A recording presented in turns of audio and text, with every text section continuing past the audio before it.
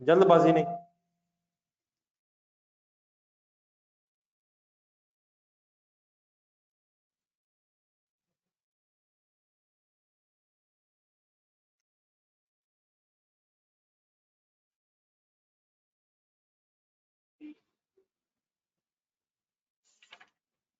Good effort.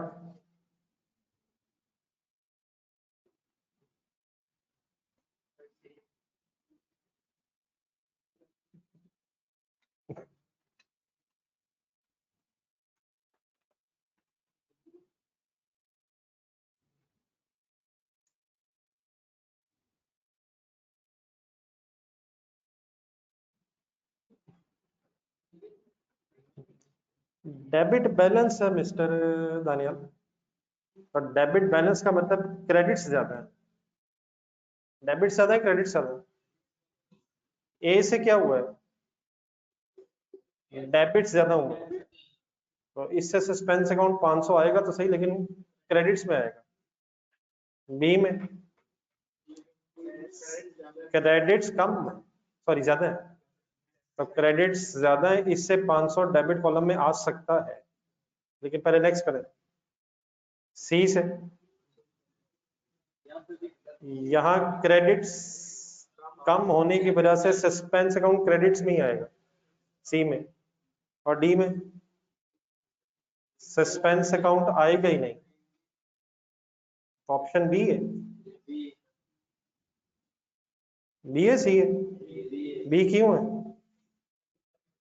Credits बढ़ गए, debits कम है, तो टेम्परेरी तौर पे सस्पेंस अकाउंट। अच्छा वैसे ठीक कैसे करेंगे अगर सेल ओवर कास्ट है? सेल डेबिट करेंगे, सस्पेंस क्रेडिट। ओके। 8, अच्छी कोशिश।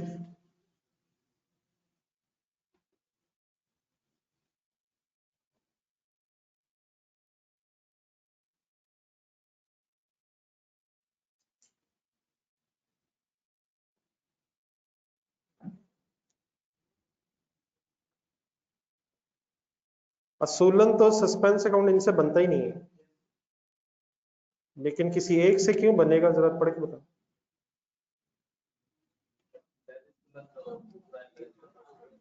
ये ट्रांसपोजिशन एरर जो हुआ है ये किस वक्त हुआ है? लेजर अकाउंट का बैलेंस उठा के जब ट्रायल में लिखा है तो उस वक्त हुआ है। तो बैलेंसेस को तो जस्ट लिखना होता है, जिसका मतलब फॉर एग्जांपल सेल का लेजर है, सेल का बैलेंस अगर 909 है, तो 909 को उठाते हुए 990 लिख दें अगर, ये तो ना ट्रांसपोजिशन एरर। फिगर आगे पीछे हो जाए, फिगर सेम हो लेकिन आगे पीछे हो जाए। तो ट्रांसपोजिशन अगर अगर एरर एरर अगर दोनों तरफ हो जाए एंट्री में, फिर तो डिफरेंस नहीं आएगा। लेकिन ये जब लेजर अकाउंट से ट्रायल बैलेंस में जा रहे थे तो उस वक्त ट्रांसपोजिशन एरर हुआ है। बाकी एरर ऑफ कमीशन बताएंगे होता है क्या? वैसे तो उसने लिखा भी हुआ है। ये जरा पेज नंबर ढूंढना जरा। Error of commission, error of commission, error of principle, ये होते क्या है? ये पेज नंबर बताया था, पेज नंबर 81 था शायद।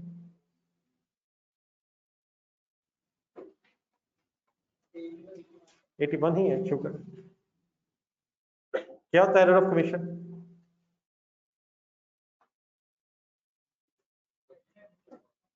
मेरा ख्याल है कि error of commission means main head wrong या अकाउंटिंग हेड रॉन्ग, देखो अकाउंटिंग हेड ठीक है, अकाउंटिंग हेड गलत है, मेन हेड सही है। और एरर प्रिंसिपल क्या होता है? दोनों ही गलत, मेन हेड भी गलत और अकाउंटिंग हेड भी गलत। एरर फॉर्मेशन क्या होता है? ट्रांसपोजिशन एरर क्या होता है? लेकिन अगर डबल एंट्री कोई हो रही है और दोनों तरफ ट्रांसपोजिशन एरर हो जाए, फिर ट्रायल टैली रहेगा।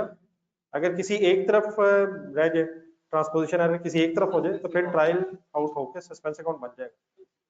ठीक है, ऑप्शन ए ठीक है।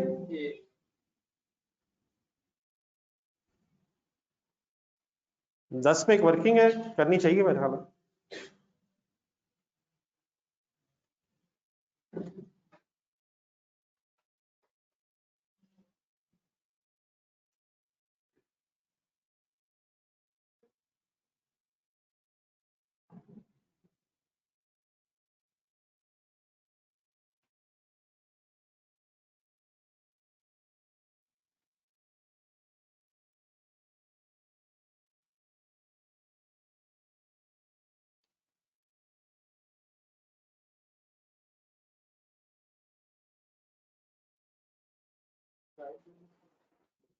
ये आपने आइडेंटिफाई करना है कि करेक्शन से पहले सस्पेंस अकाउंट का बैलेंस कितना आ रहा होगा। .1 से सस्पेंस अकाउंट आएगा जी।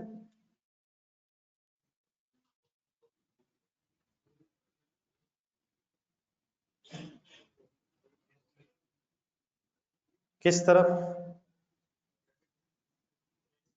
क्रेडिट्स में आएगा 120, ज़हन में रखना जरा। नंबर 2 से कंसंट्रेट करें जी प्लीज, सोचना पड़ता है। नंबर 2 से सस्पेंस अकाउंट आएगा।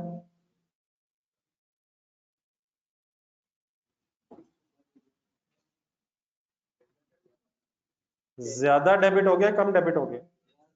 इससे भी क्या होगा? कैलकुलेटर पकड़ा? नहीं 10 नहीं है यार, 9 है प्लीज।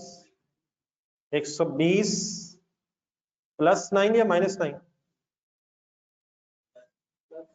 120 से भी किधर सस्पेंस आएगा? क्रेडिट्स में। 9 से डेबिट ज्यादा हो गया। नंबर 3 सोचे। ये भी सेल कम होने से क्रेडिट्स में डिफरेंस आएगा, तो +11। 140 क्या क्रेडिट या डेबिट? दोबारा सोचा इंडिविजुअली। नहीं ठीक है, नहीं वो तो आपने खुद ही किए, नहीं वो तो बहस खत्म होगी। ये तीनों क्रेडिट्स जमा नहीं किए तो क्रेडिट ही आना। आपने क्या ढूंढना है, सही करने के बाद ढूंढना है या सही करने से पहले? तो जो गलतियां हुई हैं उनका क्या इफेक्ट है? 120 से क्रेडिट साइड पे डिफरेंस आया होगा, 9 से भी क्रेडिट साइड पे आया होगा, और 11 से भी क्रेडिट साइड पे आया होगा। तो तीनों को अगर प्लस कर लें तो 140 से क्रेडिट साइड पे डिफरेंस आया होगा। ठीक है, और करेक्शन के बाद डेबिट साइड पे नहीं आएगा, खुदा का नाम ले, करेक्शन के बाद 0 हो जाएगा। पहले की करेक्शन एंट्री बोले, परचेज क्रेडिट सस्पेंस डेबिट। दूसरे की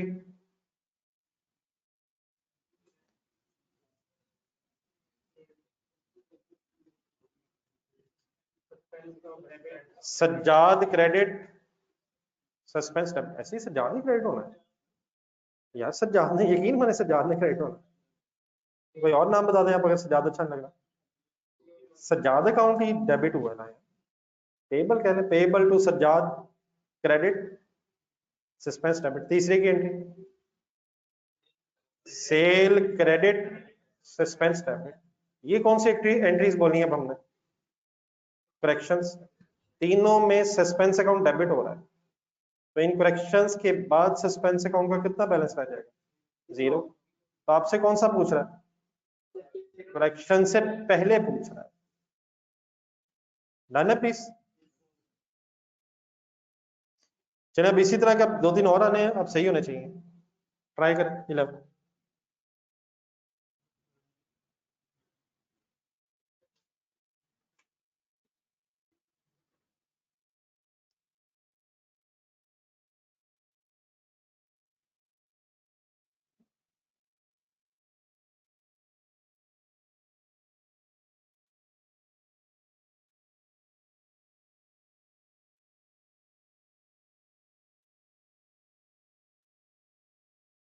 इस वक्त सस्पेंस अकाउंट में 2000 डेबिट बैलेंस है, ट्रायल बैलेंस में या क्रेडिट बैलेंस है? ना करें ना करें ना करें, कंसंट्रेट करें।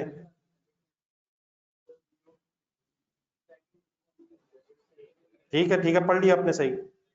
वक्ती तौर पे सस्पेंस अकाउंट में कितना किधर आ रहा है? 2000 डेबिट बैलेंस आ रहा है, सही है। आप करें, इसकी रीजन बतानी है आपने।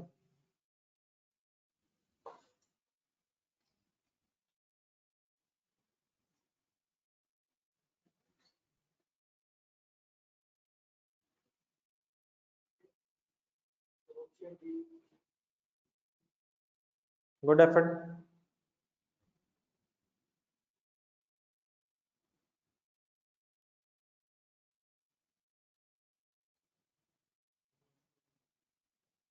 जी 1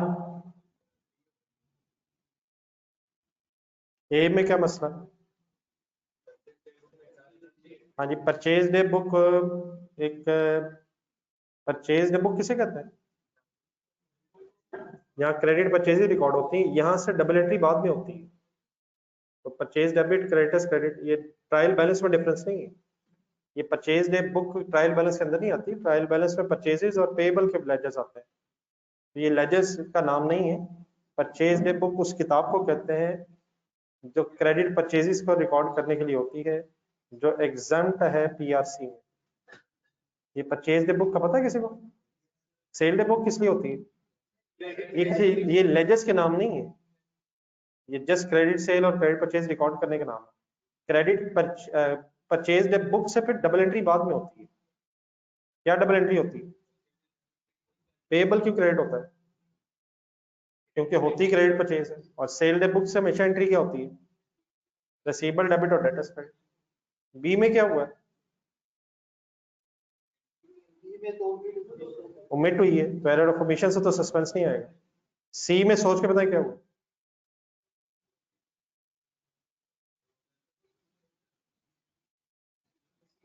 नहीं, क्या हुआ? क्या ज्यादा रिसीव हो गया? Over payment of 2000 receive from a customer, किसी कस्टमर से ज्यादा पैसे मिल गए हैं, तो एंट्री करें कैश डेबिट डेटर क्रेडिट। अब यकीनन ये वापस करने हैं, तो इससे कोई सस्पेंस अकाउंट नहीं आएगा। डी में बताएं एंट्री।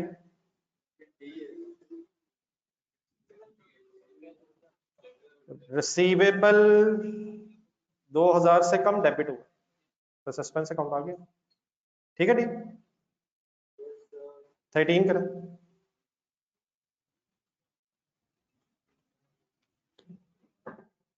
जी चल रहे हैं ऑनलाइन स्टूडेंट्स?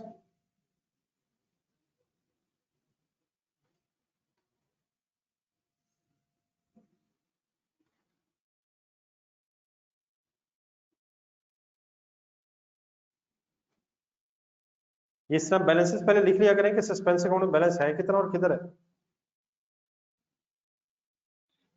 है भी या नहीं।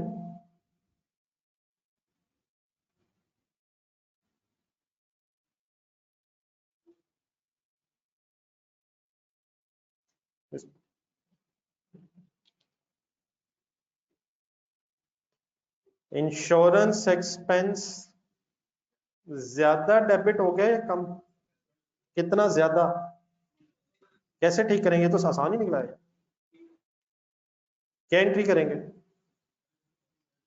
Insurance account credit, suspense debit. ठीक है। 24 सही कोशिश करनी है, इसमें आप गलती कर सकते हैं, लेकिन अगर सोचेंगे तो नहीं होगी।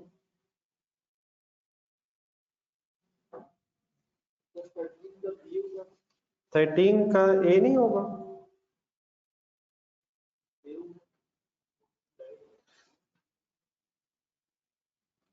बी में उलट लिखा हुआ। नहीं, मेरे ख्याल में ए ही होगा, ए ही सही होगा। नहीं, ये जरा थोड़ा सोच के जरा 14 का। ये दानियल आपने कौन सा बोला? प्रूव भी करना जरा। नहीं, एक मिनट थोड़ा सा लिख लो। नहीं, मुझे लगता है जल्दी में ठीक हुआ, ये जस्ट बाय चांस मुझे लगता है दानियल।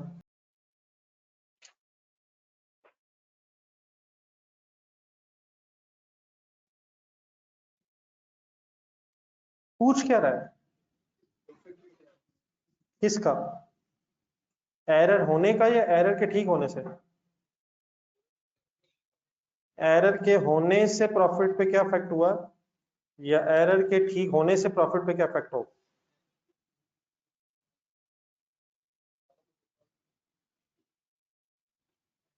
एरर के होने से प्रॉफिट पे क्या इफेक्ट? एरर हुआ क्या? अगर अकाउंटेंट बन के थोड़ा सा डेबिट क्रेडिट वर्ड्स के साथ बता सके। सेल रिटर्न डेबिट होने की बजाय चेज रिटर्न क्रेडिट हो गई, तो इससे प्रॉफिट पे क्या फर्क पड़ेगा? प्रॉफिट बढ़ेगा या कम होगा? इस एरर के होने से प्रॉफिट कितने से बढ़ेगा? जी सर, ट्राई करें तो एक मिनट लगाए और ये देख के नहीं टिक लगाना। ये ऑनेस्ट आप हेल्प करें तो। मेरा तो ख्याल है सी और डी ऑप्शंस ठीक है यार।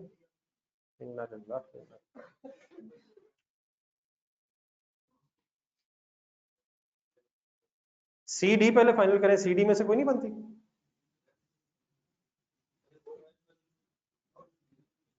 इस एरर के होने से ट्रायल बैलेंस में कोई सस्पेंस अकाउंट अपीयर होगा? नहीं, डेबिट साइड पे या क्रेडिट साइड पे? यार सस्पेंस अकाउंट यार जाने दे उस। ये मैंने एक एंट्री लिखी हुई, एंट्री मैंने सही लिखी हुई। ये मैंने जो एंट्री गलत हुई है वो लिखी है।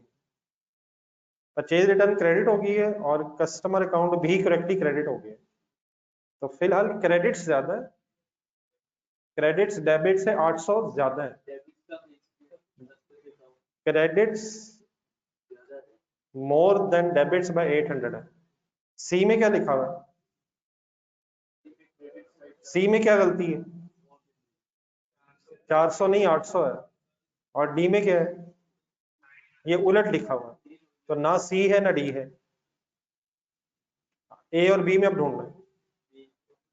बी कैसे? अच्छा सही कह रहे हैं आप, लेकिन मैं पूछना चाह रहा हूँ बी कैसे? परचेज रिटर्न क्रेडिट होने से 400 प्रॉफिट बढ़ा है, तो 800 से कैसे बढ़ा? हाँ जी, से परचेज रिटर्न क्रेडिट होने से 400 प्रॉफिट बढ़ेगा और सेल रिटर्न ना डेबिट होने से भी 400 प्रॉफिट बढ़ा होगा।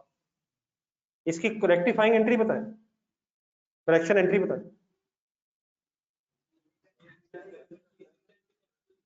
Purchase return debit, purchase return debit कितने से? सेल रिटर्न डेबिट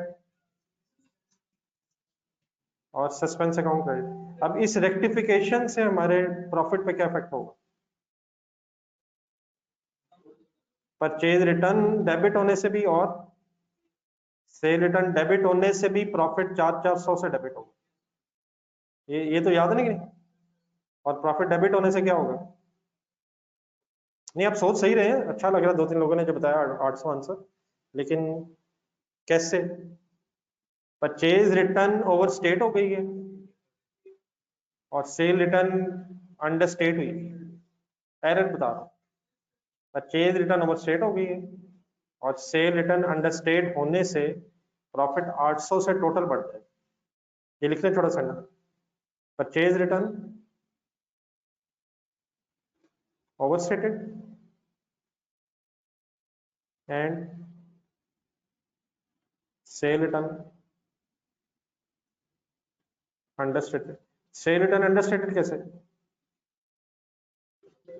रिकॉर्ड ही नहीं हुई। और परचेज रिटर्न ओवरस्टेटेड कैसे? ज्यादा क्रेडिट हो गई। सेल रिटर्न क्रेडिट हो गई है, सेल रिटर्न डेबिट होनी चाहिए थी, तो परचेज रिटर्न ज्यादा क्रेडिट हो गई है और सेल रिटर्न कम डेबिट हुई। Any confusion?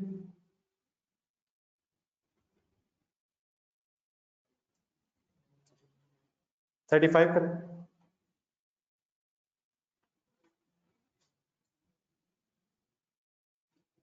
सिंपल है, देखो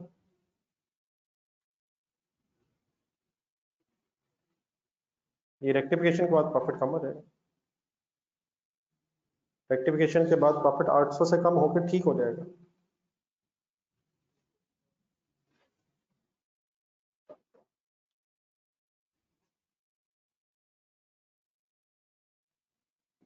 ये कुछ पुराने ही है, शायद आपने अभी तक रिवाइज कर ली हो। स्काई इलेक्ट्रॉनिक्स वाला यही करें फाइनल, बल्कि 35 36 दोनों फाइनल करें।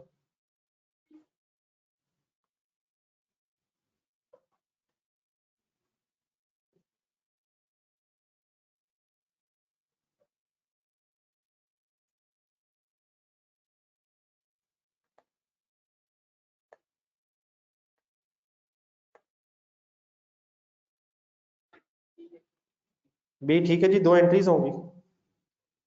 कंप्यूटर डेबिट, परचेजेस क्रेडिट 240 और डेप्रिसिएशन रेट दिया हुआ है। बढ़ाएंगे या कम करेंगे? क्यों बढ़ाएंगे? एसेट बढ़ रहा है, मल्टीप्लाइड बाय, लेकिन multiplied by answer 16। Purchases, sorry property plant equipment पे इफेक्ट बताना आपने। 240 से बढ़ेगा और 16 से कम होगा। एसेट्स 240 से बढ़ रहा है और 16 से कम हो रहा है, 224 से बढ़ जाएगा। 36 करें।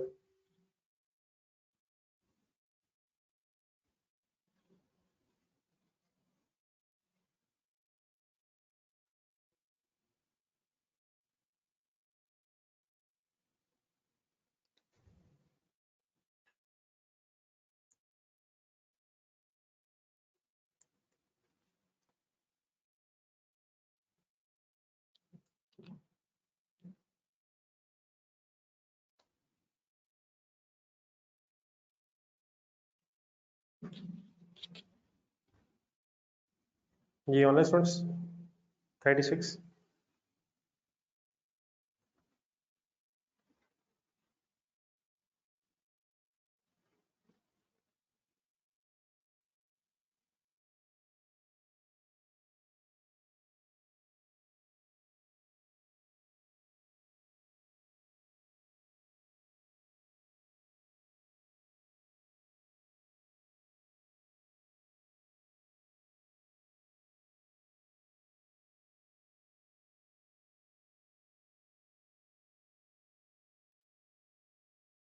जी सर, बैड डेट्स रिकॉर्ड नहीं हुए, return of bad debts debit debtors credit.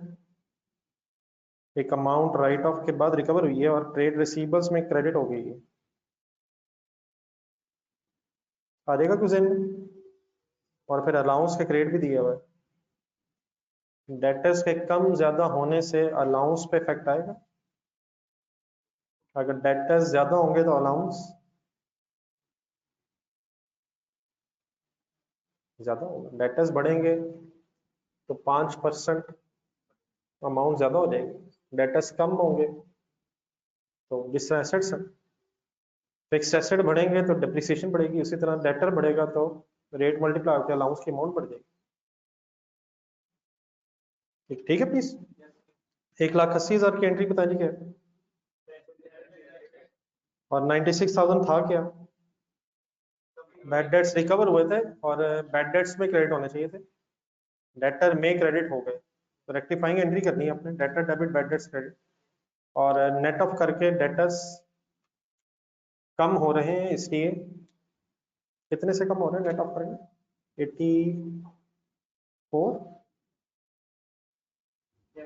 84,000 से कम हो रहे हैं और मल्टीप्लाइड बाय 5% तो 4200 से allowance debit bad debts credit.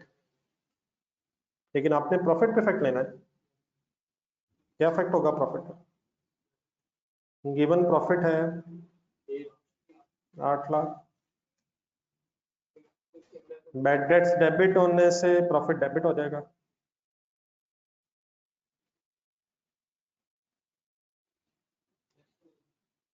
Bad debts credit होने से 96 से प्रॉफिट क्रेडिट हो जाएगा। बैड डेट्स फिर क्रेडिट होने से 4200 से प्रॉफिट क्रेडिट हो जाएगा। ऑप्शन बी शायद हो जाएगा 720 जी 7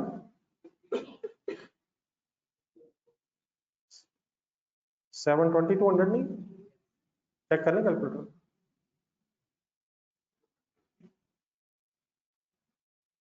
8 लाख माइनस 180 प्लस 96, ये दोनों क्रेडिट्स है ना नीचे, चेक कर लें दोबारा, दोबारा जीरो करके वर्किंग कर लें।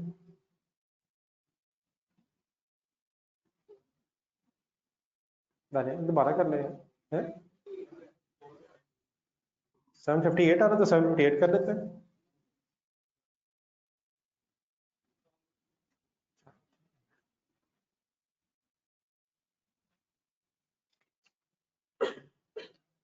फिफ्टियथ करेंगे प्लीज, ओके प्लीज। ऑप्शन क्या बनेगी? बी, ठीक है। 50th फाइनल करेंगे।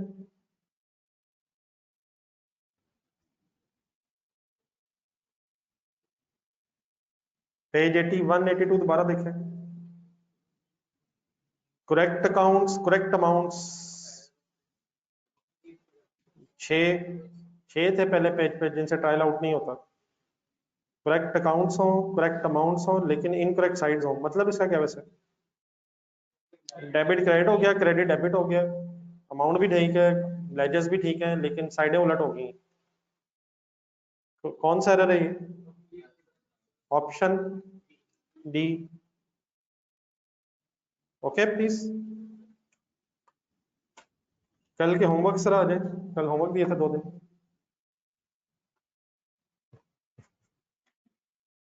नहीं, 1-2 क्वेश्चन आपने कंप्लीट करना था ना, बस तो कंप्लीट करके बस चलते हैं यार। एक तो वो एक पेज दिया था आप लोगों को, पढ़ा? कहाँ है पेज? स्टेपल लगा लिया होगा आप लोगों ने, स्टेपल लगा लेते हैं आप लोग। ये ऑनलाइन स्टूडेंट्स आपने किया पेज? मेरा ख्याल एक रिवीजन ही थी यार उसमें सारी। पॉइंट 1 में बताएं क्या था मसला।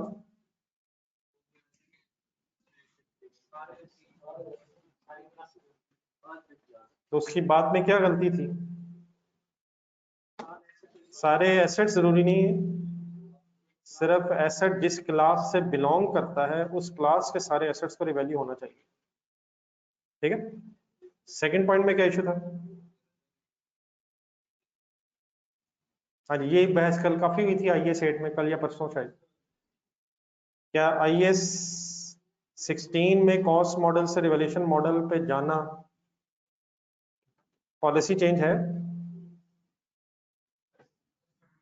पॉलिसी चेंज है, लेकिन किस स्टैंडर्ड के मुताबिक नहीं? 8 के मुताबिक नहीं, आईएएस 16 के मुताबिक। इट मींस रेट्रोस्पेक्टिवली नहीं, प्रोस्पेक्टिवली चेंज करेगा।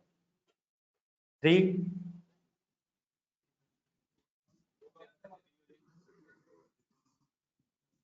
हाँ जी, वो कह रहे थे रिवैल्यूएशन सरप्लस को रिटेन्ड अर्निंग्स में ट्रांसफर नहीं किया, और ये गलत है। वो शायद वो ये कहते हैं ये गलती हुई हुई है। तो इसका क्या जवाब है? हाँ जी, ये जरूरी नहीं, कंपलसरी नहीं है। हाँ, बाय डिफॉल्ट ठीक है, अगर हमारे पास इंफॉर्मेशन हो तो हम कह देते हैं कि हर साल होना, लेकिन कौन सी पॉलिसी भी बनाई जा सकती है? डिस्पोजल वाली भी बनाई जा सकती है। लास्ट। हाँ जी, ये शायद आज भी जनरेटर वाला पॉइंट है। वो कहता है व्हीकल रेंट पे दी हुई है लेकिन उसे इन्वेस्टमेंट प्रॉपर्टी नहीं बनाया। तो इन्वेस्टमेंट प्रॉपर्टी में सिर्फ क्या आता है? तो ये चारों स्टेटमेंट्स गलत थी। ये 1-2 सवाल ना थ्योरेटिकली थोड़ा सा लिख के भी करने चाहिए यार। मसलन एक जमाने में, पता नहीं आपने अभी तक वो किया ही नहीं, वॉल्यूम 2 में एक सवाल है। ये नहीं कहा जा सकता कि आपको आइडिया नहीं है, लेकिन अगर इंग्लिश में लिखना पड़ जाए तो ये भी नहीं कहा जा सकता कि आप लिख सकते हैं। पेज 57 राइट में निकालें, पेज 57।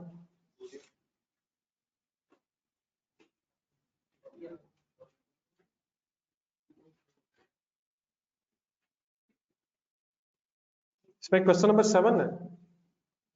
ये आपको पता तो है जरा, मेरे ख्याल है उस जमाने में हमने पढ़ा भी था एक दफा, लेकिन इसको जरा लिख के करना है सर।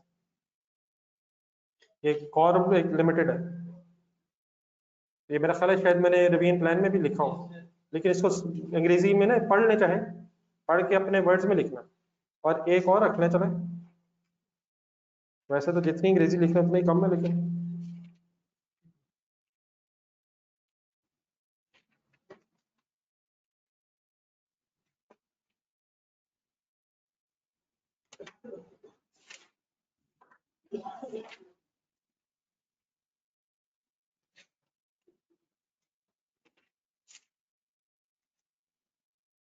पेज नंबर 205 के एंड पे है जरा।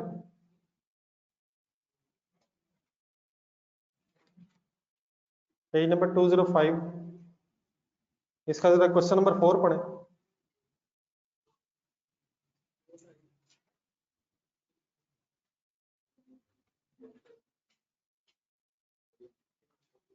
ये बताएंगे जरा सोच के। वो कहता है डिस्कस करें 4 डिफरेंसेस IAS 16 में प्रॉपर्टी प्लांट इक्विपमेंट और IAS 40 में investment property deal with non current assets of the entity.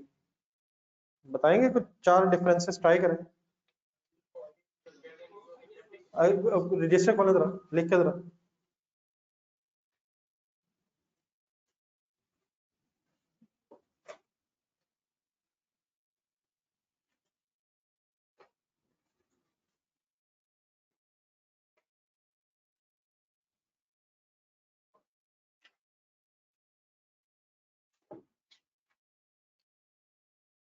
उससे 4 मांगे, मेरा ख्याल 4 से ज्यादा भी कोशिश कर सकते हैं, लेकिन कम से कम 4 तो सोचें।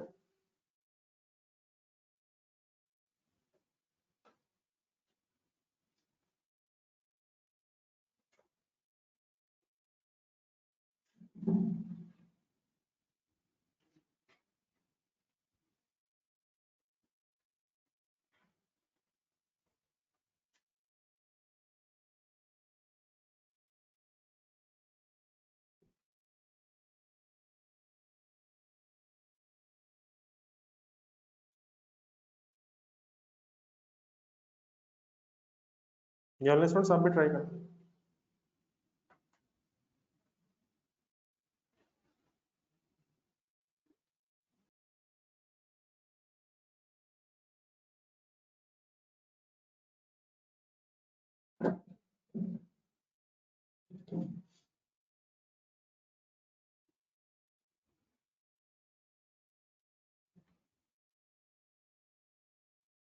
ये क्या क्या लिखे हैं जी डिफरेंसेस? लिख रहे हैं भी हम? निकालें एक मिनट और, अपना नंबर भी लगाने फिर अपने 4 में से तो एक आध तो आना चाहिए ना।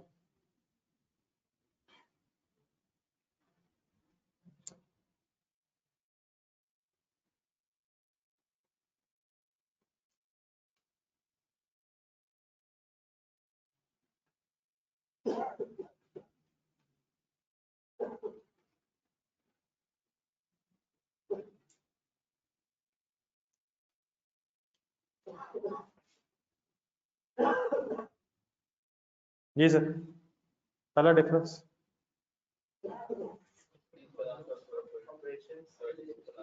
ये हाँ, सबसे पहले तो ये बिल्कुल सही है कि IAS 16 में एसेट्स यूज के लिए होते हैं और IAS 40 में रेंटल या कैपिटल एप्रिसिएशन के लिए होते हैं।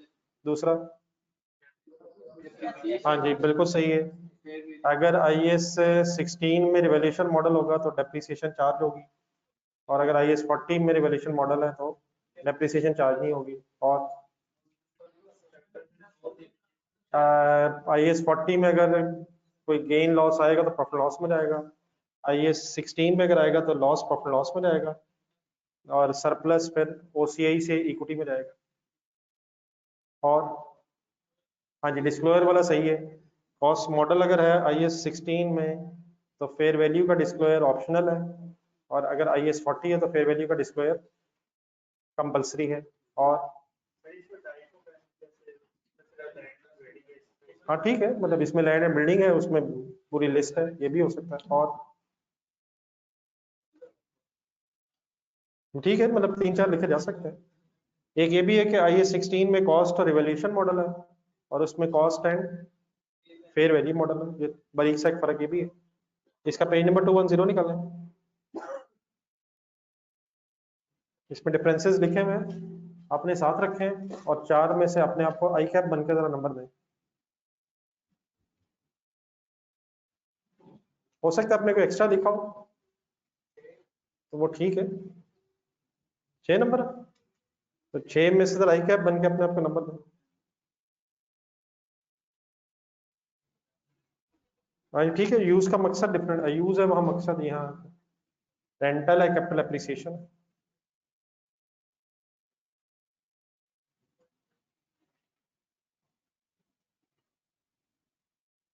ये समटाइम अब ये नहीं आप कह सकते आपको पता नहीं है, लेकिन लिखा नहीं जाता। तो ये जो अंग्रेजी है, ये आप लॉ के पेपर्स में भी प्रॉब्लम आता है। टेक्स्ट में तो मेरे ख्याल इतना क्रिटिकल नहीं, ज्यादा नहीं होता, मेजोरिटी रटा ही होता है, लेकिन उसमें भी जो सिनेरियोज आ जाते होंगे मेरा नहीं ख्याल लिखे जाते। ऑडिट अभी आप पढ़ नहीं रहे होंगे, राइटिंग स्किल तो आपकी वैसे एग्जाम थी। जहाँ पे इंग्लिश लिखने की आती है प्रॉब्लम, वहाँ मसला है। तो लास्ट डे में ये जो जितने रीडिंग वाले पेजेस हैं और एमसीक्यूज हैं, इनको मेरा ख्याल है घंटे घंटा या 2 घंटे देने चाहिए सर। बाकी क्वेश्चन जो करने हैं वो आप पहले करके रखें। मेरा ख्याल है आपको 2-3 छुट्टियां हैं शायद FA1 से पहले। ये फ्राइडे मेरा ख्याल है, ये ट्यूसडे को होता है, मंडे को। चले जो भी है, एक आध छुट्टी तो है ना। 2-4 दिन, 2-2 घंटे इनको जरा देने लास्ट डे में, एमसीक्यूज को, थ्योरेटिकल पेजेस को। बाकी बार बार एक ही सवाल देख देख के अब मेरा ख्याल टाइम वेस्टिंग है। अगर आपने क्वेश्चंस कर लिए हैं तो जो रिपीटेड क्वेश्चंस हैं उनको ठीक है एक नजर देख लें, लेकिन एक बार बार सॉल्व करने वाली बहस खत्म है। ये एयरबीएन प्लान कहाँ तक हुआ अभी? एक दफा कंप्लीट हो गया? मेन कंप्लीट हो गया ना? हो जाना चाहिए अब तक। अब इस तरह करें, एक तो मॉक है मंडे को, ट्यूसडे को,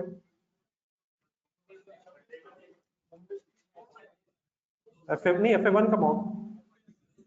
तो फिर एक वेडनेसडे को मैंने कहा था एमसीक्यूज का सिर्फ रखो, तो आधा को घंटा 1 घंटे का जरा ये जो एमसीक्यूज हैं इनको रिवाइज करके दो।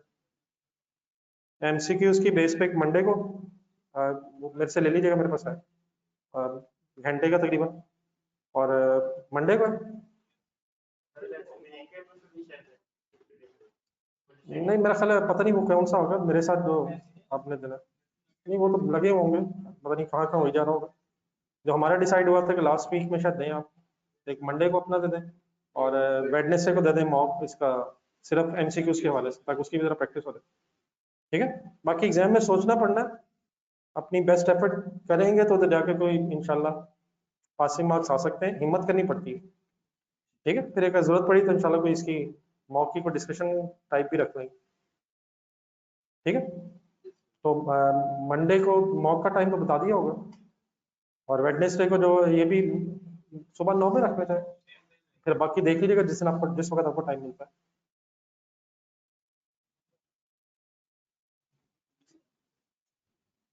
चलिए, बेस्ट ऑफ लक। आपने बताया नहीं वैसे एमसीक्यू साथ साथ होने चाहिए या एंड पे होने चाहिए? नहीं हो तो सकते हैं लेकिन चले जी, डिवाइडेड ओपिनियन लग रहा है मुझे। अल्लाह हाफिज। किसमें? पेज नंबर बताइए। ठीक है जी, जिन्होंने जाना ओके। बल्कि एक मिनट जरा, मुझे एक काम का जा रहा है, जरा आप भी बताएं जरा, बैठ जाए जरा। गनू कैश निकालना है, उसमें मुझे कहा जा रहा है movement in surplus.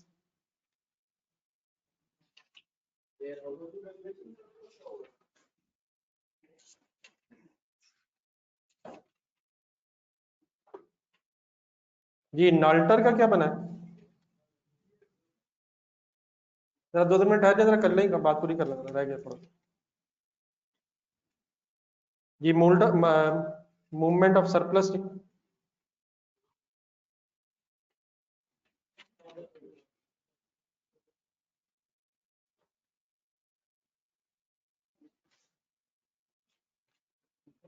Warehouse का या मैन्युफैक्चरिंग प्लांट का? वेयर हाउस का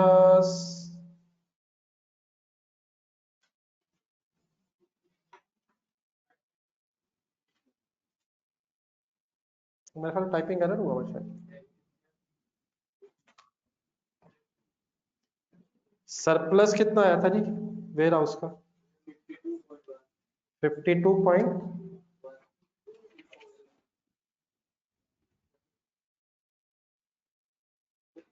नहीं, अपनी वर्किंग बता दो ना जरा, तो शायद मेरे ख्याल टाइपिंग एरर हो गई। जी जी वो कर लेते हैं, लेकिन पहले सरप्लस आया कितना था? ट्रांसफर मेरा हुआ था 2.605। हाँ तो वो मतलब ठीक कर लेना। 6 महीनों का ये आया कब था सरप्लस?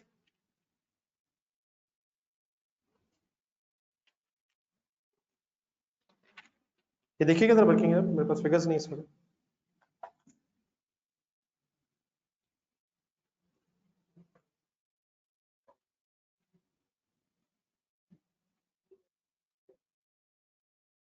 हाँ जी, सरप्लस तो 52.1 ही है ना मेरे ख्याल में।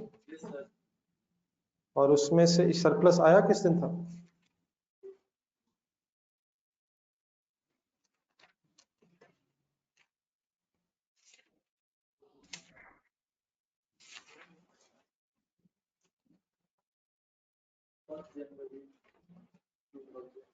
फर्स्ट जनवरी 2002 और 30 जून ईयर एंड है।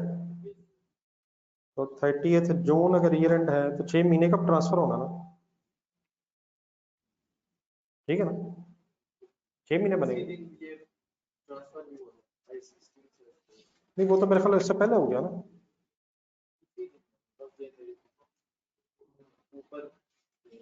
नहीं IS16 से हुआ था या नहीं, वो शोरूम हुआ था यार।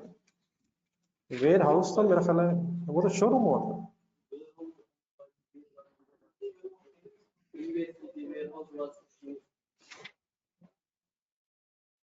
कौन सा पॉइंट पढ़ा है?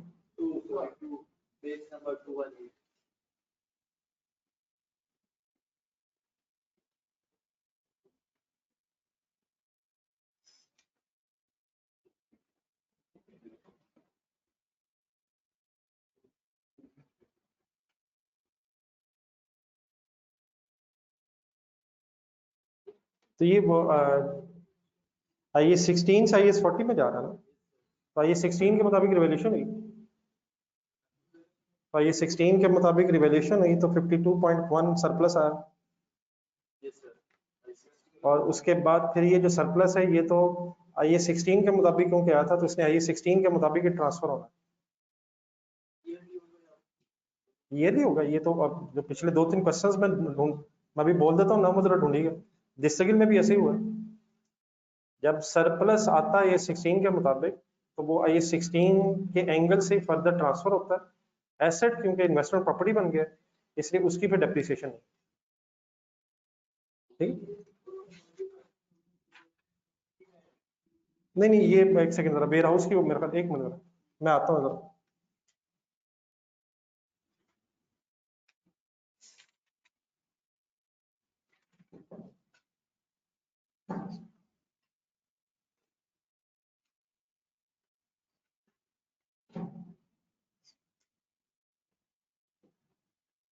जी आप दानियल कौन सा कह रहे हैं?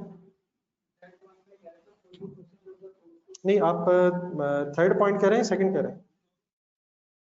नहीं एक सेकंड, जरा सेकंड सेकंड हो गया, ये थर्ड में क्या है?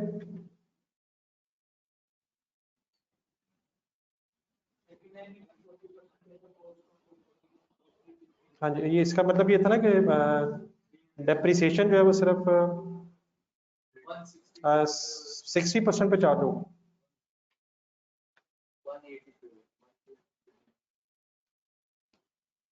दो लीज पे दिए थे, दो लीज पे दिए थे, एक लीज,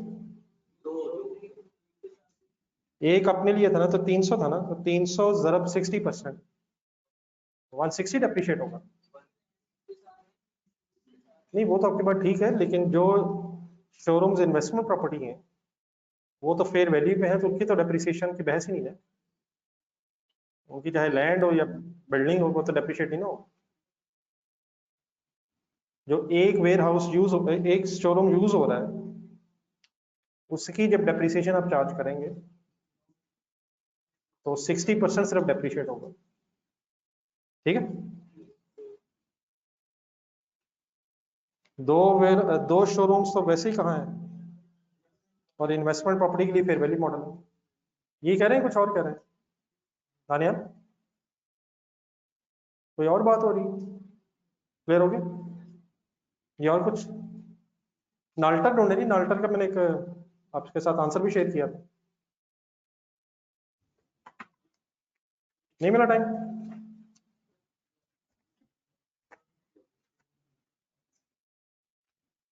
ये ऑनलाइन स्टूडेंट्स किया आपने?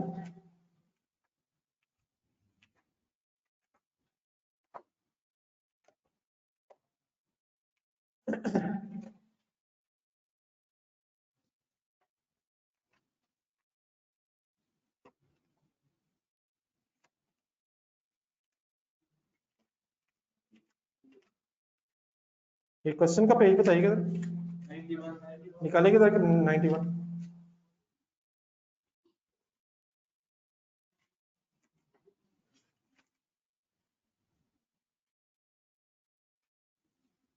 आंसर शेयर हो गया था इसका, तो ट्राई किया जिन्होंने किया, कहाँ तक हुआ? नहीं मतलब जिन्होंने किया वो हो कर सकते हैं या नहीं? मैं मतलब किस पॉइंट में मसला आ रहा है? नहीं रिजॉल्व हो जाएंगे ना मसला। जी अहमद साहब किया आपने? ये मेरा ख्याल है अगर आप वर्किंग करेंगे तो उसके बाद फिगर्स मैंने दे दी है आपको, मेरा ख्याल मैच हो जाएगा। अगर किसी पॉइंट में इशू है तो वो डिस्कस कर लेते हैं। कर लीजिएगा सवाल यार, एक याद अगर आया तो। वैसे बहुत बड़ा सवाल है। स्टेटमेंट ऑफ फाइनेंशियल पोजीशन आपने बना दी करेक्ट करके। जिन्होंने किया है किस पॉइंट में इशू है? रिजॉल्व हो जाएंगे ना मसले अगर आंसर हो। जी ऑनलाइन स्टूडेंट्स पॉइंट 2 करवाएं।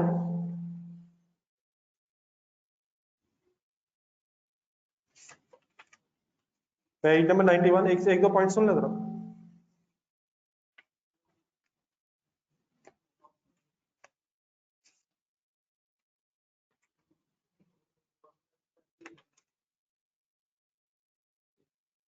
पॉइंट नंबर 2 तो वही है, जरा बस जीटा ट्रेडेड होना है पिछले पेजेस पे। किसी का स्टॉक अगर हमारे स्टॉक में शामिल हो जाए तो उससे क्या होगा? हमारा क्लोजिंग स्टॉक बढ़ जाएगा। उसको जब ठीक करेंगे तो क्या होगा? कॉस्ट ऑफ सेल डेबिट और स्टॉक क्रेडिट। ये जीटा में भी पढ़े जरा, जीटा में पॉइंट नंबर 5 पीछे जरा ढूंढने जरा, जीटा का पॉइंट नंबर 5। जीटा का पेज कौन सा? जीटा ट्रेडर्स, उसका पॉइंट नंबर 5 86 है। Third party stock of 5 lakh lying on the ZT's premises have been included in ZT's year-end stock. ये ठीक है mister Ahmad? Cost of sale debit, cost of sale क्यों debit? Inventory के कम होने से, स्टॉक के कम होने से प्रॉफिट ने कम होना है, कॉस्ट ऑफ सेल बढ़ गई। स्टॉक इस वक्त ज्यादा हो गया है तो स्टॉक कम करेंगे तो स्टॉक क्रेडिट है, और प्रॉफिट एंड लॉस में स्टॉक क्रेडिट करने से प्रॉफिट कम हो जाएगा कॉस्ट ऑफ सेल के बढ़ के डेबिट होने से, तो cost of sale debit and stock credit. ये और किस पॉइंट में मसला है जी मिस्टर अहमद? जी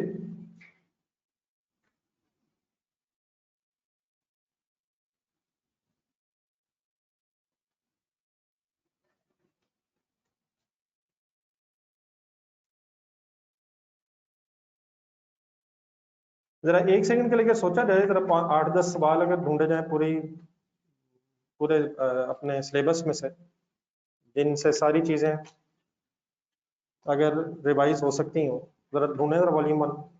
मसलन अगर सारे टॉपिक्स में से 10 मैक्सिमम 10-15 सवाल ऐसे ढूंढे जाए।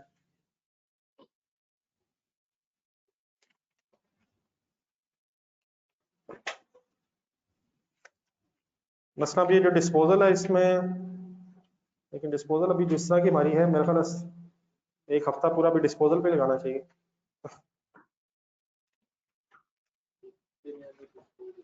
सुबह दोपहर शाम 2-2 सवाल डिस्पोजल के खाने चाहिए, खाने के बाद। इग्नोरिंग डिस्पोजल भी।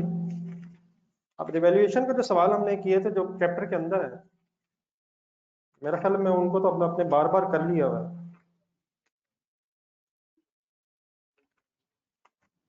मतलब अगर सोचा जाए कि कॉम्प्रिहेंसिवली कौन से क्वेश्चन ऐसे हैं जिन्हें अगर देख लिया जाए तो नहीं, जरा पेजेस पलट के देखें जरा, एक एक करके जरा पेज अगर पलटे जाए, आपको कौन से लगते हैं ऐसे? नहीं 190 तो बहुत दूर चले गए, जरा रास्ते में देखते जाए। नहीं वो तो मैं ये नहीं कह रहा, वो तो ठीक है, मेरे जो मुझे लगे रिवाइज करने चाहिए आपको, वो तो मैंने उसमें लिख दी है। उसमें डेफिनेटली फिजान वगैरह मैंने लिख दी है, वो तो आप आई होप आपने कर लिया होगा।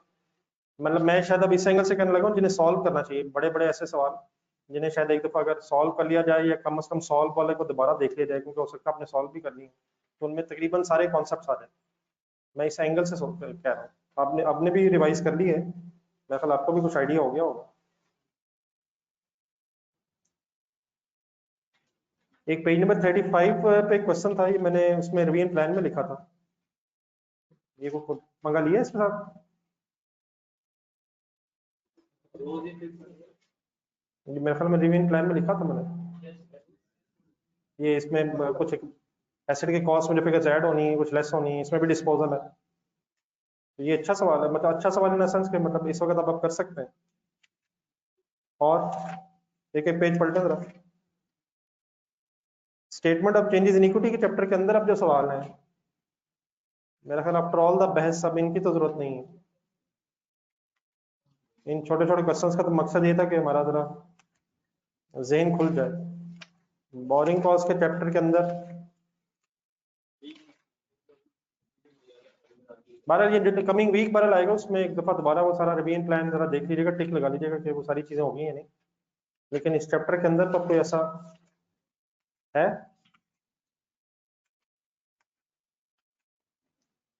ये बुलान वगैरह देख लिया था आपने? कल आप बुलान में परेशान थे, हो गया फाइनल? आइए सेट में, हाँ जी, कॉल वगैरह अगर कर लें, एक था ये क्वेश्चन पेज 88 पे, ये जो स्टोर्स एंड स्पेयर्स वाला, ये तो मेरा ख्याल है अब याद ही हो गए होंगे वैसे। हाँ जी, आसिफ इंजीनियरिंग, थोड़ा सा रूटीन से हट के था ये। बाकी पेज नंबर 98 पे अगर कर लिया जाए मार्वलस और कॉल, तो आप करते ही रहते होंगे वैसे, वैसे शौक में। लेकिन मार्वलस में वो जो करेक्शन ऑफ एरर नोट वगैरह है,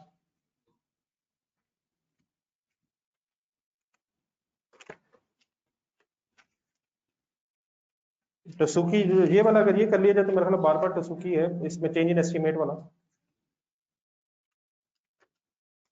रेशियोज को मेरा ख्याल मैक्सिमम टाइम दें, अब मैक्सिमम टाइम का मतलब इसमें एक दो सवाल कम से कम थ्योरेटिकली जो है ना, वो जरा लिख के भी कोशिश करें। और ये जो एपी बैक टाइप चीजें हैं, वैसे तो अब एमसीक्यूज में भी आ गया, वो जो फिगर्स अज्यूम करनी पड़ती हैं, एक वॉल्यूम 2 में भी आया था हेटी, वॉल्यूम 2 में जो भी आया था। एपी बैक तो शायद याद ही हो गया हो ये, होम लिमिटेड, नहीं बूम तो मेरे ख्याल याद ही हो गया उन्हें अब। लेकिन उसकी जगह ये जो, अच्छा बारह ये जो रेशियोज में हॉरिजॉन्टल एनालिसिस है, वर्टिकल एनालिसिस है, लिमिटेशंस है, विंडो ड्रेसिंग है, थ्योरेटिकली सारी चीजें जरूर पढ़ें, और आखिरी दिन भी खासतौर पर पढ़ें ताकि कुछ ना कुछ जहन में आए, लिखने की जरूरत पड़ेगा।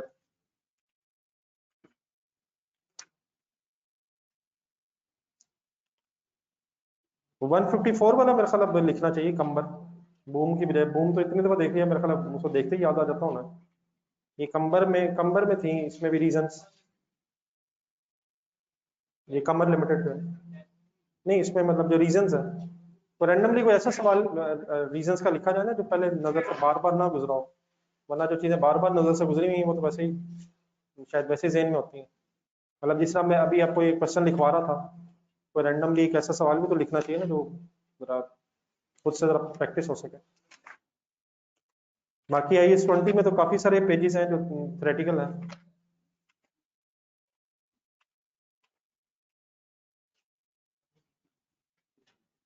कैश फ्लो मेरे ख्याल में मुझे कहने की जरूरत नहीं है, कैश फ्लो तो आप वैसे ही लगे होंगे, आपको काफी बुजुर्गों ने भी बताया। अल्लाह करे कोई सवाल अब आ जाए ऐसा जो अटेम्प्ट हो जाए।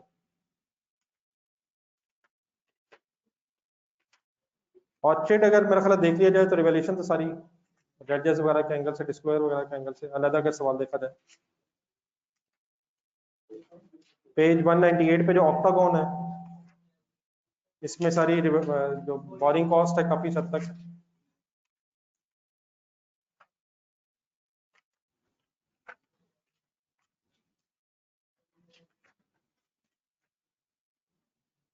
पेज नंबर 218 पे ये कैश फ्लो का आया था थ्योरेटिकल, जिसमें वो आंसर आपसे पूछे थे कि इनडायरेक्ट मेथड में डेप्रिसिएशन आती क्यों कैश फ्लो में, डेप्रिसिएशन तो नॉन कैश ट्रांजैक्शन है। ये क्वेश्चन नंबर 2 जो है पेज नंबर 218।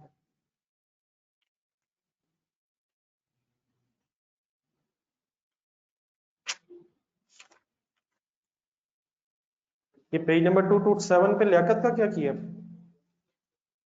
लियाकत मैं रोज ही कहता रहा हूँ, लियाकत साहब को देखा है कि नहीं? फाइनल है लियाकत? नहीं नहीं, कंप्लीट करें यार, कुछ ना कुछ इसको देखें। वॉल्यूम 2 में बताएं।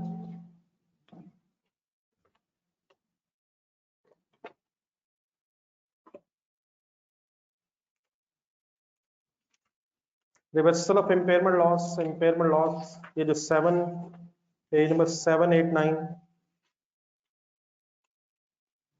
10,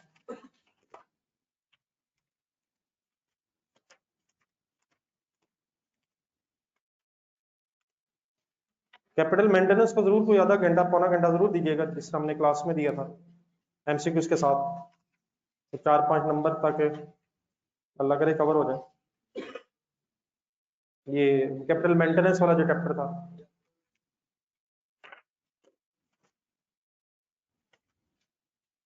बताएंगे आप, बताएं कुछ। रेक्टिफिकेशन को भी सीरियस लें, 2-3-4 सवाल घंटा रख के जरा सारा हर क्वेश्चन को देखा जाए कैसे अटेम्प्ट किए हैं।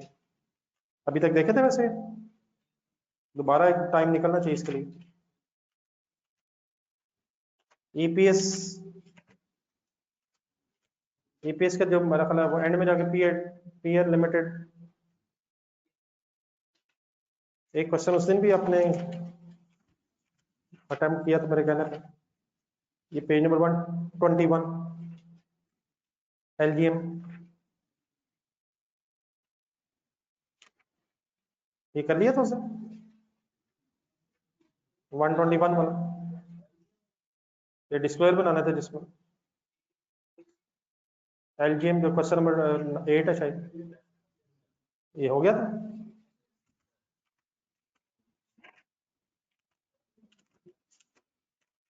इनकम एंड एक्सपेंडिचर भी छोड़ने वाला कोई काम ना कीजिएगा यार, टॉपिक छोड़ने वाली बहस नहीं होनी चाहिए। सेहत क्लब की तो जरूरत नहीं है। मेरा ख्याल एस्टेक ठीक था, जो कल परसों डिस्कस कर रहे थे, एक एस्टेक है, वायलेंट फैमिली है, बाकी वो तो है ही है। वो जो इस एनपीयू के चैप्टर के अंदर है ना, वो तो तीनों देखने हैं, चौंकार है, पीएससी है, वो जो ट्रायल बैलेंस वगैरह के हैं, और आगे जाके फिर एक प्रोफेशनल स्पोर्ट्स क्लब के बाद एक आगे भी आए। चौंकार के अलावा मेहताब,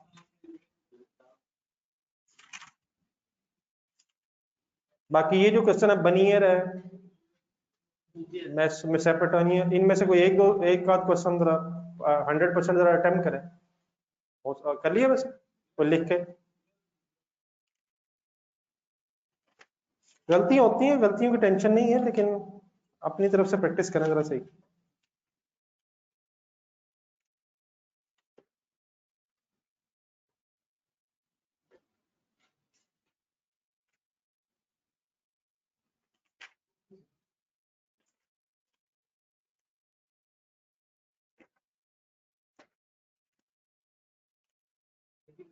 जी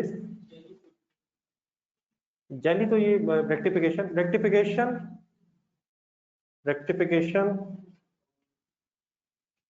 IAS 20, IAS 40, छोटे छोटे टॉपिक्स हैं ये तो।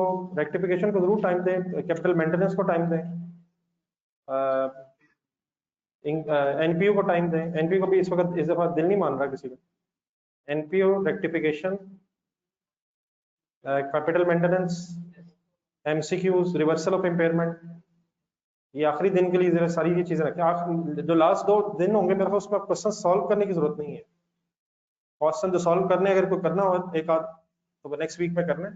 बाकी सिर्फ आखिरी दिन कम से कम, बाकी ठीक है, अगर आपने क्वेश्चन भी देखना है तो देखते रहें, लेकिन थ्योरेटिकल पेजेस सारे पढ़ें जो थ्योरी वाले हैं, रेक्टिफिकेशन जरूर देखें, एमसीक्यूज जरूर देखें, और एनपीओ के भी जो थ्योरेटिकल पेजेस हैं उनसे एमसीक्यूज वगैरह भी बनते हैं, तो ये सारी चीजें जरूर अपनी तरफ से फाइनल करके दें। असल में ये नहीं होता है कि जो आपका टॉपिक, जो आपको टॉपिक अच्छा आता है उसका सवाल भी 100% करंट हो जाए, ये कोई जरूरी नहीं है, हो सकता है उसका क्वेश्चन मुश्किल आ जाए। तो अगर लेकिन आपकी सारी तैयारी होगी तो कहीं ना कहीं से 2-2, 3-3 नंबर, ताकि कोशिश ये करें, कोशिश ये होनी चाहिए कि क्वेश्चन कोई रह ना जाए, किसी क्वेश्चन में जीरो ना आए। मतलब फॉर एग्जांपल रेक्टिफिकेशन का सवाल है, जीरो हो गया, तो ये जीरो वाली गेम नहीं है, तो कम से कम 2-3-4 नंबर तक अटेम्प्ट हो जाए जरा, क्योंकि नहीं, ये तो बिल्कुल गलत है। बस कैश फ्लो जिस तरीके से आपने सॉल्व करना शुरू की होती है, एंड में मैच हो गया तो ठीक है, वरना बस अल्हम्दुलिल्लाह आगे चल।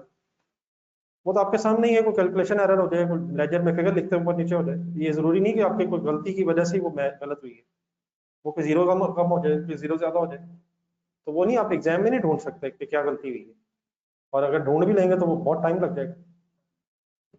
बस आप अपने एक तरीके से क्वेश्चन अटेम्प्ट करें, उसके बाद अगर नहीं मैच होती बस ठीक है, पेपर फाइनल मतलब पूरा मैक्सिमम अटेम्प्ट करने की कोशिश करें। एमसीक्यूज अगर हो जाए शुरू में, अगर या कोई शॉर्ट क्वेश्चन, जिस तरह आप अगर देखते होंगे हर पेपर में कुछ 3 से 4 पहले शॉर्ट क्वेश्चन होते हैं और फिर 3 लॉन्ग क्वेश्चन होते हैं, तो पहले अगर कोई शॉर्ट क्वेश्चन 2-3 हो जाए, क्योंकि एकदम बड़ा सवाल शुरू करेंगे तो उसने टाइम तो ले लेना है, तो अगर शुरू में कुछ जरा रिलैक्स हो जाए बंदा के, एक आध सवाल हो गए तो वो भी जरा मेंटली रिलैक्स हो जाता था। आप में से कॉस्ट वाला तो नहीं कोई, जैसे कॉस्ट भी देना, चलो वो तो जो कॉस्ट से उधर तक हो के आएगा वो तो काफी मेच्योर हो गया होगा, लेकिन FA1 का तो आखिरी है ना। हाँ तो चलो ठीक है, कहीं ना कहीं आई कैप के हॉल का चक्कर तो पहले लग ही जाएगा FA1 से पहले। चले जी, बेस्ट ऑफ लक, अल्लाह हाफिज। बस करते हैं अभी मंडे को फिर, अब मेरे लाइफ क्या हुक्म है जी, असर के बाद है जी मंडे को। अल्लाह हाफिज जी, वो अगर जरूरत पड़ेगी तो इंशाल्लाह फिर कर दें, और मैं फिर आपके साथ टाइम कम्युनिकेट करूंगा। अल्लाह हाफिज।